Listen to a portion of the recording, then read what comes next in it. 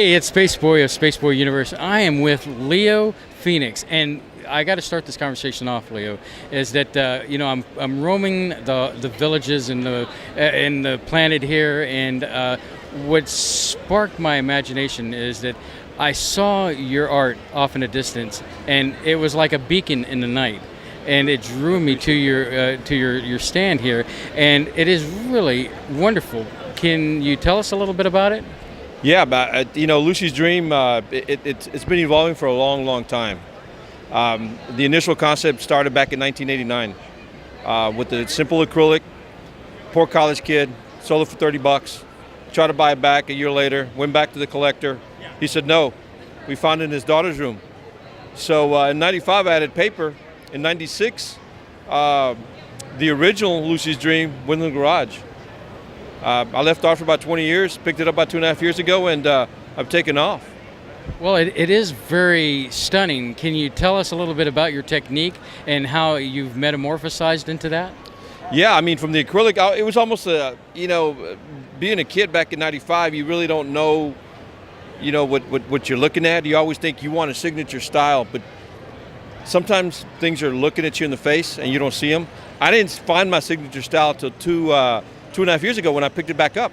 I mean, it was paper. I just added paper in '95 and went with it, put it in the garage in the Houston weather. It survived 20-something years, and next thing you know, here I am, and I've taken off. I've been lucky enough to go to LA, do the Stanley Comic-Con, and even the Kids Universe, Stanley's people took some notice, and we had a conversation about Lucy's Dream. So regardless where that goes, I don't know, but at least I can say they know who I am. Well, tell us a little bit more about your book and what you have going on here. Yeah, Lucy's Dream, the basic concept of the story is little girl has a dream. She wakes up floating to space. She falls through the rainbow sphere, meets Billy the Bus. That's when Billy takes over. That's going to be my icon. Dr. Seuss, big influence, has The Cat in the Hat. I'm Billy the Bus, which is going to take you straight to Lucy's Dream. They go to Dreamland. There's these guys called the Sunblockers. There's the bad guys. They block the sun with the flowers. There's the flower cutters and the flower grabbers inside the Sunblockers. And their concept is they're trying to get to the Golden Flower Patch in Dreamland. All the characters in Dreamland, Billy the Bus, B2 Brad, B52 Sam, all those guys, what they use is light to push the sunblockers, the darkness away. And that's the initial concept of the book. I've already written the 4 books. I'm illustrating, I'm dropping the second book. I've already published the first one. The second one should be out in about 60 days. And I'm going to focus on each of the characters. And the next 3 books are all rhyming scheme books. So it's Billy the Bus, and basically applies to all the kids that are having a problem. But Billy the Bus, he goes to Thornville, has a flat tire, gets scared, fixes it, and moves on. So that applies to a lot of the kids either having medical issues or some type of issue, and it applies even to the grown-ups. So I think it's going to be a pretty cool book. And then I have Dreamland's Big Balloon Race and Roy the Roaring Rocket's Rowing Journey. And those books are going to be through 2018. Well, it does look very exciting when I see these books here, and I'd like to segue back into the other art. You told a wonderful story about Stan Lee. Would you care to share that story? Absolutely. Well, doing a comic book is a tough deal because Stan Lee once said, the hardest thing to do these days is to create a new superhero. All the powers are taken out. So I put it on my little boy Maddox. I think he was 7 or 8 at the time. He's 10 now. And I said, Maddox, you know what Stan Lee said, right? I said, he can't create a new superhero. I said, go on and create a new superhero. So what happens is Maddox comes back a couple days later and says, Dad, I got a new superhero. And I said, okay, thinking nothing of it. I said, what is it? He goes, well, a guy that can see from afar. So I went on the internet and I said, you know what, man? That's actually pretty good because it's not even on the internet. So I created what we call now Zoom Man. From Zoom Man came Ratterman, Flectoluminous, and Fulminous, and came Cypher, the Secret Center of Invention and Future Advancement. It's going to rival the Shield one day, I guarantee you that. So from that, I created another group that's going to go against the EXO unit, which is that group that I just mentioned, called the Seismic Squad. And I'm in my 2nd issue. I started with the 3rd issue and 4th instead of 1 and 2 because I haven't really resolved on who the guys are and how they became who they are. So, but that's the story behind that. All from a 7-year-old's frame of seeing things. I took it, and now I have a whole comic book strip, and that's a whole nother project. That is really fascinating. How just a spark of imagination, and I guess in a way when you see your own work, you'll always make that connection back to your young man, and especially as he grows up, he'll have that connection back with you. So that's always good to see. So before we wrap it up here, it's always important to tell our audience, social media, websites, how they can get in touch with you, because that's important, because we want people to be able to find you on the internet. So what can you tell us? You can look me up at artbystudio.b.com. Or just go in and punch in Studio B and you'll find me. Facebook, Instagram.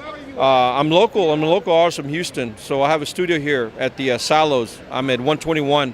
So every second Saturday, you can actually go into the studio and actually see the original works of all the pieces in the studio. So, and the Salos is a great place to go and hang out. There's a lot of other artists there too.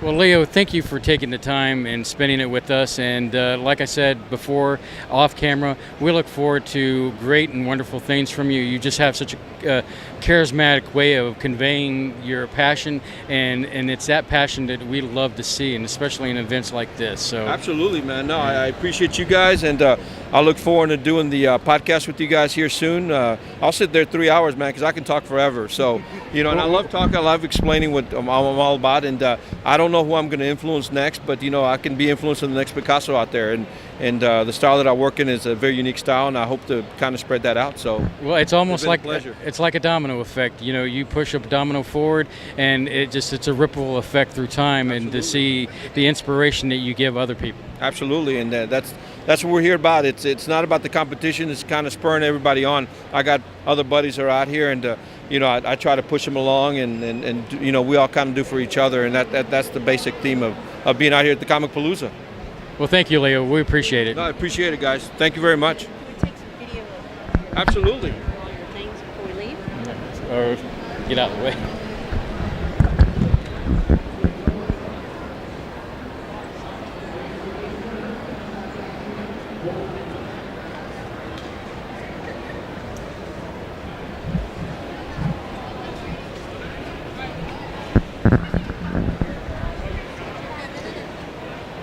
Hey.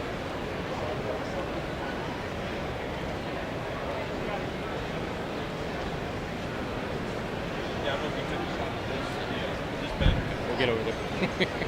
We got you covered. Want to take that picture over there?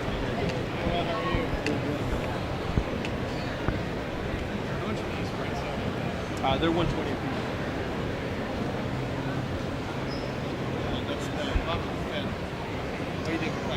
I appreciate that, man. Thank you. That's really cool. Thank you, sir. Did you want to take a picture of the front here? Oh, yeah. The book. Zoom, the famous Zoom man. I like it. It's a bit of a glare.